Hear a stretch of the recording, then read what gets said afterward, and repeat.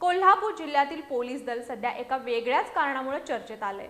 स्थानिक गुन्हे अन्वेषण शाखा म्हणजेच LCBच्या प्रमुख पदासाठी सुरू असलेल्या वादामुळे पोलीस दलाची प्रतिमा मलिन होत असल्याचा आरोप होतोय। याच पार्श्वभूमीवर अनेक गंभीर गुन्ह्यांचे तपास रखडल्याचा मुद्दाही पुढे येत असून कायदा सुव्यवस्थेवर प्रश्नचिन्ह निर्माण झालंय। याबाबत आज सविस्तर चर्चा उद्धव बाळासाहेब ठाकरे पक्षाचे उपनेते संजय पवार यांनी प्रशासनाशी केला। स्थानिक गुन्हे अन्वेषण शाखा LCB ही जिल्ह्यातील सर्वात महत्त्वाची तपास यंत्रणा मानली जाते। गंभीर गुन्ह्यांचा तपास, सराईत गुन्हेगारांवर कारवाई आणि कायदा सुव्यवस्था राखण्याची जबाबदारी या शाखेकडे असते।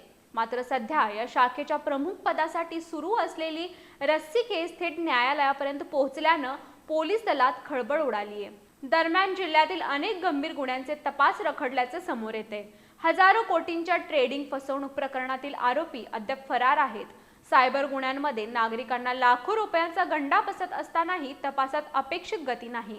बनावट धनादेशाद्वारे जिल्हा परिषदेची फसवणूक, सराफ व्यावसायिकांच्या कोटींच्या दागिन्यांची चोरी, साखर व्यापाऱ्यांची फसवणूक तसंच भोंदूगिरीच्या प्रकरणातील आरोपी अजूनही मोकाट असल्याचं चित्र आहे।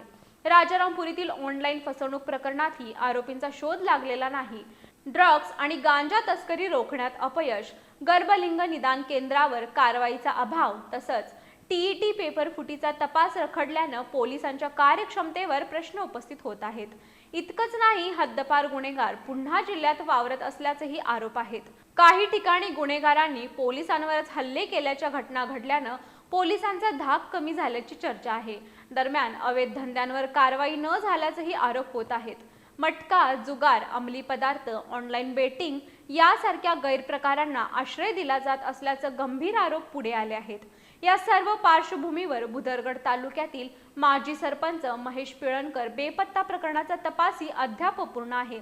तसंच LCB मधील अंतर्गत वाद आणि शिस्तभंगाच्या घटनांवर कारवाई न झाल्यानं परिस्थिती अधिकच गंभीर बनली आहे। LCBच्या खुर्चीसाठी सुरू असलेल्या या वादामुळे संपूर्ण पोलीस दलावर प्रश्नचिन्ह निर्माण झालं असून वरिष्ठ स्तरावर चौकशी करून परिस्थिती नियंत्रणात आणण्याची मागणी होतीये।